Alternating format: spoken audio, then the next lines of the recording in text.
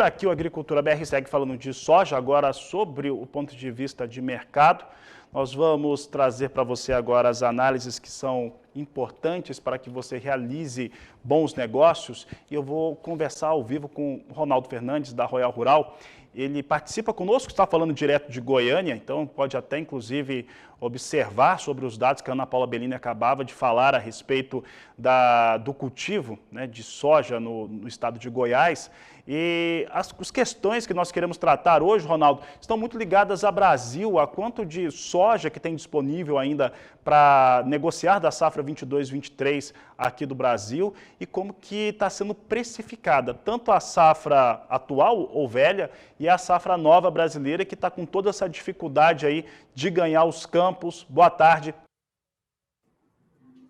Boa tarde, Fabiano. Tudo bem? Como vai? Tá aqui em Goiânia, eu estava acompanhando os relatos de clima, tá extremamente quente, viu? Aqui dá 9 horas da manhã, já está 37 graus. Ontem chegou 3 horas da tarde, 41 graus, e é um problema, né? O ponto agora, de fato, é o clima. A soja, ela está no caminho de definir a sua tendência. É bom a gente deixar claro uma situação. Normalmente, no mercado, até um jargão de analista diz a gente dizer assim, tá no preço. Quando você ouvir algum analista vindo na mídia e dizer está no preço, é porque, olha, tudo que já aconteceu já foi precificado. Na situação que a gente está na soja agora, é diferente, não está nada no preço. Não tem uma tendência definida de queda, nem uma tendência definida de alta. Então a gente vê muitas opiniões e algumas vêm cravando. Não, a soja vai cair, outras não, a soja vai subir. Situação é que agora a gente tem que dar um passo para trás, olhar o cenário como um todo, olhar qual que é a previsão mais próxima que a gente tem para tentar antecipar qual que vai ser a tendência. Mas ainda não está nada definido justamente por causa dessa questão climática. O clima é quem vai dar a palavra final. Situação da soja preocupante? Bastante. Mas pode ser revertida? O produtor que está assistindo a gente sabe. A gente viu até depoimentos de alguns produtores dizendo, olha, a chuva vindo, pode reverter essa situação. Então, é preocupante sim, mas pode ser revertida? Não vai voltar ao teto produtivo, mas pode ser revertida. O ponto agora fica mais preocupante para a janela do milho. Então, a gente sabe que a soja está sofrendo, vai ter replantio, excesso de chuvas no sul, que não atrapalham só o plantio, mas também atrapalham os portos. A gente tem problema em muito porto no sul, sudoeste brasileiro, que já, por exemplo, a gente tem um Porto de Santos que só com milho está com mais de 3 milhões de toneladas nomeados para lá, competindo com farelo, competindo com açúcar. A gente tem Paranaguá com dificuldades por causa de incêndio, por causa de chuvas. Então a gente tem problemas logísticos nos portos. E a gente tem problemas de plantio no sul por causa de excesso de chuva, e a gente vai ter replantio em vários outros estados, como Centro-Oeste, Mato Grosso, Goiás, por causa de seca. No entanto, vamos fazer um panorama do cenário que a gente tem nas mãos, das informações que a gente tem nas mãos para fazer uma leitura. Os mapas mostram que chuvas generalizadas podem acontecer a partir do dia 4 de novembro. De dia 2, a partir de amanhã, até o dia 4 começam chuvas irregulares, do dia 4 em diante, chuvas mais generalizadas com bons volumes. Não é uma opinião, é uma leitura do mapa, é a previsão climática que diz isso. Pode errar, pode acertar, mas para tão próximo assim, é difícil errar. Então as chuvas, elas estão marcadas e elas podem acontecer. Esse é o primeiro cenário. As chuvas normalizam, o clima se torna favorável para a produção. A gente vai esperar uma produção recorde, 170 milhões de toneladas, 165 milhões de toneladas? Não, não tem espaço para isso mais. Mas 160 milhões de toneladas é possível? É. Se essas chuvas que estão marcadas de fato acontecerem, é possível o Brasil produzir 160 milhões de toneladas. Vizinho, vamos olhar para o país do lado. A Argentina, no ano passado, produziu 25 milhões de toneladas. Não começou o plantio de soja ainda, está sofrendo com o plantio de milho, está tendo atrasos, está tendo problemas, mas se a Argentina conseguir produzir uma produção média, razoável, de 25 para 48 milhões de toneladas, que é a projeção do USDA, ou pior, a projeção da Bolsa de Rosário fala em 50 milhões de toneladas. Então vamos lá, se o Brasil consegue produzir 160, a Argentina consegue produzir 50, 25 a mais do que produziu no ano passado. Qual que é o cenário mais provável para os preços? É uma conta simples a gente fazer dentro das possibilidades que nós temos. Então hoje o clima ele ainda é um fator indefinido, não está precificado, porque o mercado está esperando para ver o que vai ser consolidado.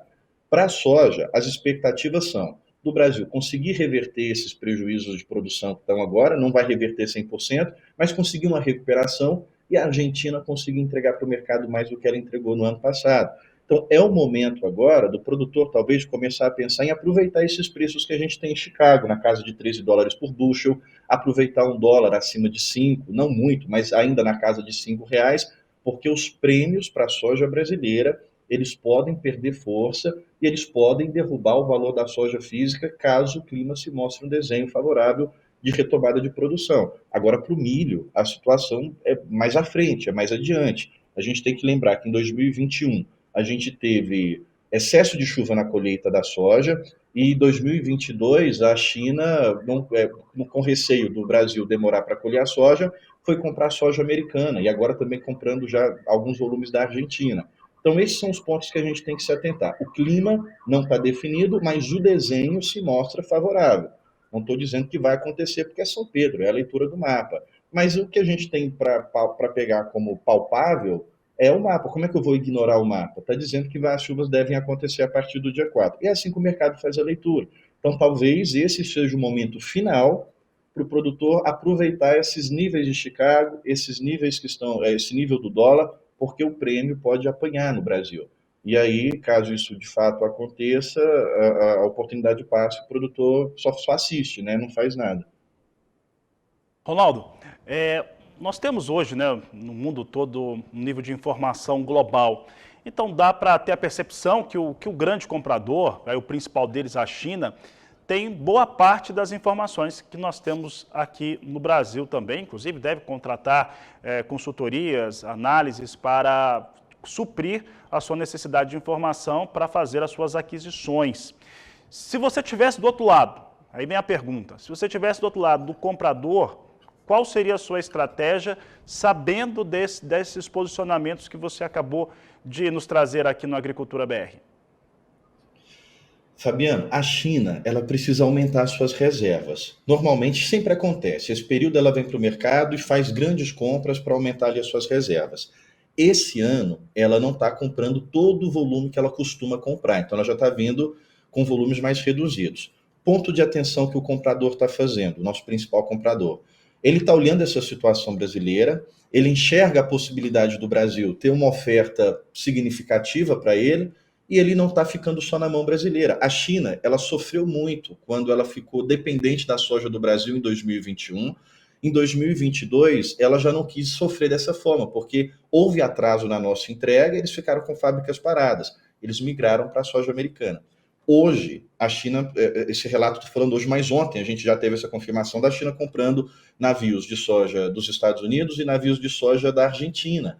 Então, o que o comprador está fazendo é isso. Ele está segregando, não está juntando as cestas, os ovos na mesma cesta, ele está vendo que ele tem ofertas de outros lugares e está competindo os preços. Então, o comprador chinês ele tem um problema esse ano. Ele precisa aumentar suas reservas, que estão baixas, mas ele não está fazendo isso com a velocidade que ele costumava fazer nos anos anteriores. A China, ela está a ponto de enfrentar uma crise imobiliária. Ela entra em deflação, sai de deflação, entra em deflação. A economia chinesa, ela está mal das pernas. Então, a China, ela ora vem com incentivo de aumento de consumo, depois não consegue bancar esse incentivo, dá um passo à frente, dá um passo atrás. O ponto é, olhando do ponto de vista do consumidor, o que se acredita é que a demanda já está precificada. A demanda ela já está entendida para o mercado. Olha, a China ela possivelmente vai comprar 100 milhões de toneladas de soja esse ano. Pode ser um pouco a mais, pode ser um pouco a menos. O que é isso? O que é esse pouco a mais? Uns 2 milhões a mais, uns 3 milhões a menos. Na média, cerca de 100 milhões de toneladas. E ela tem de onde comprar. Ela tem os Estados Unidos esse ano, ela tem o Brasil e ela tem a Argentina. E um ponto de atenção é que a soja argentina e a soja americana tem menos óleo do que a soja brasileira. Então, para alguns processos, é até favorável para o comprador, para a China. E o ponto de atenção também é que os Estados Unidos pegou grande parte das exportações de farelo da Argentina. Então, os Estados Unidos estão vendendo farelo muito bem. Isso pode fazer com que Chicago se mantenha ali perto de 13. Nós acreditamos que Chicago pode vir abaixo de 13, mas não vai derreter, não vai lá para casa de 11, 12 muito baixo. Ele pode ficar ali perto dos 13, 12,30, 12,50, porque os Estados Unidos estão vendendo bem farelo e isso dá uma sustentada. Mas e o nosso prêmio? Será que o nosso prêmio vai manter nessa faixa? Se você pegar o prêmio hoje para novembro e comparar com o prêmio de fevereiro, março 24, a gente já tem prêmio abaixo de 100, 115, 120 negativo. O Brasil já praticou prêmios a menos 200. Então, o prêmio é o grande ponto de equilíbrio do preço da soja no Brasil, que é o comprador que vai decidir onde é que ele vai tirar mais volumes. Então, bem dentro da sua pergunta, o que o comprador está fazendo? Ele está assistindo esse cenário. E aí é um ponto muito, muito importante para a gente colocar na cabeça do produtor, porque é exatamente a pergunta que você fez. Produtor, se coloque no lugar do comprador.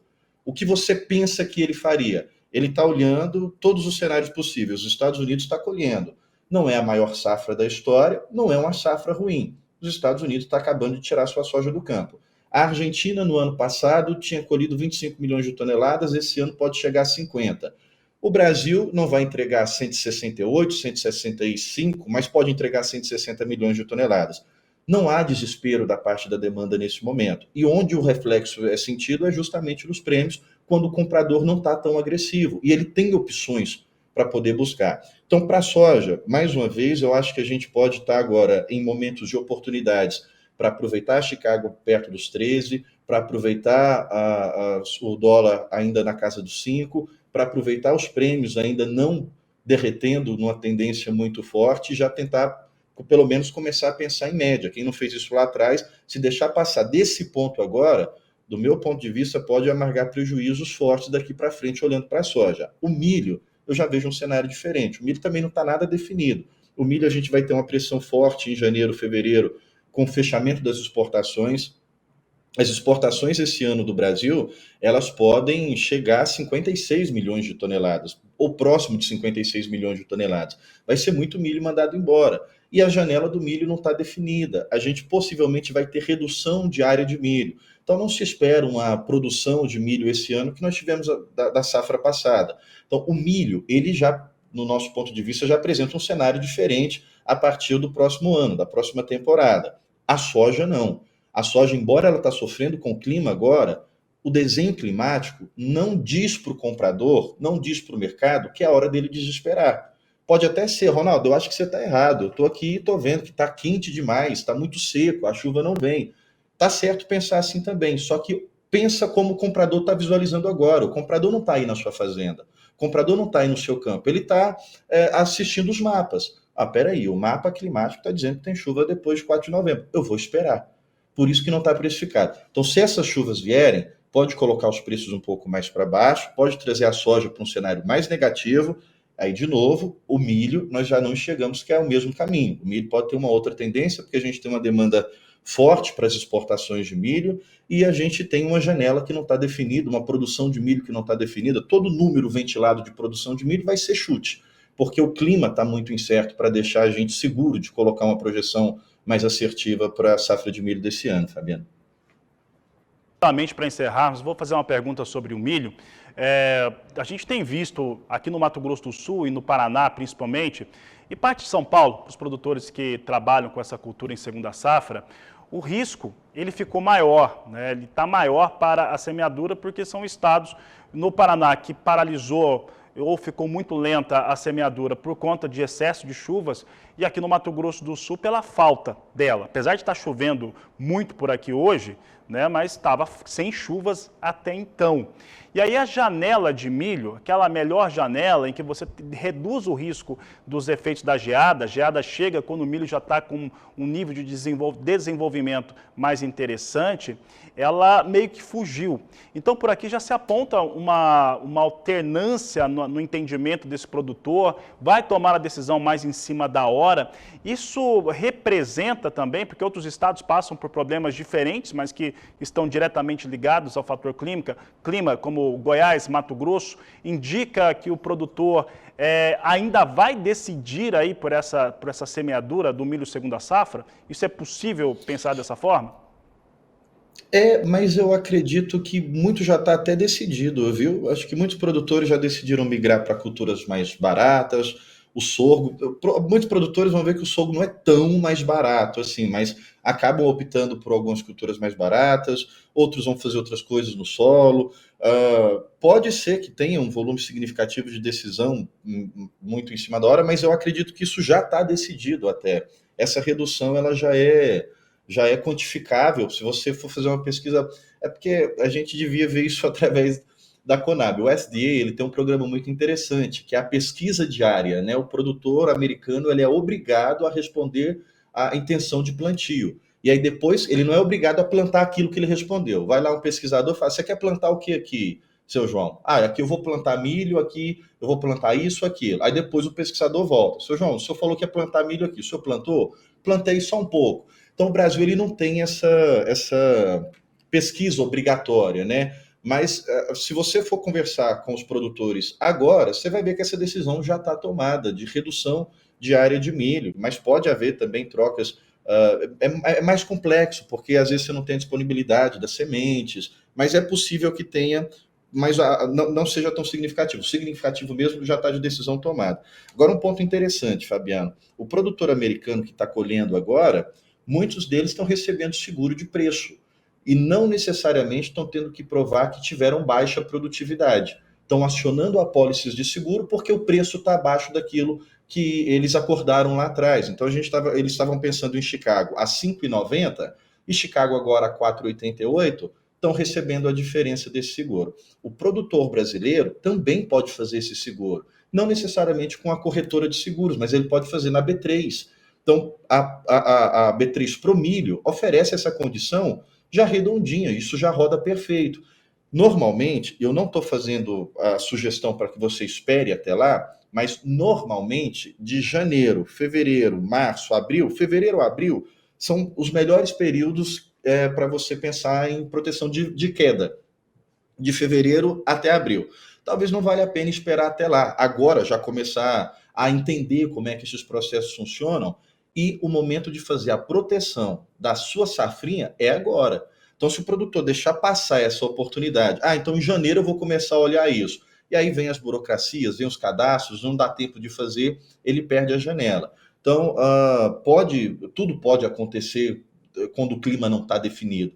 Hoje, nós temos a sensação de que os preços do milho não devem continuar nesse movimento de queda acentuado que nós vimos acontecer há meses, semanas recentes agora, para o início da próxima temporada. Mas eu não estou dizendo que isso vai acontecer logo no início, no finalzinho de dezembro. Então, pense em fazer as suas proteções já pensando no que vai ser colhido lá em setembro. Para eu não deixar ninguém confuso. É porque você tem que pensar agora a proteger setembro, porque à medida que o tempo for passando, você vai perdendo espaço para poder fazer qualquer coisa. Então, o produtor americano fez isso lá atrás e agora, na sua colheita, ele já está pegando essa proteção. Então, o produtor brasileiro tem essa possibilidade de fazer na B3 e o momento de se pensar fazer isso é exatamente agora.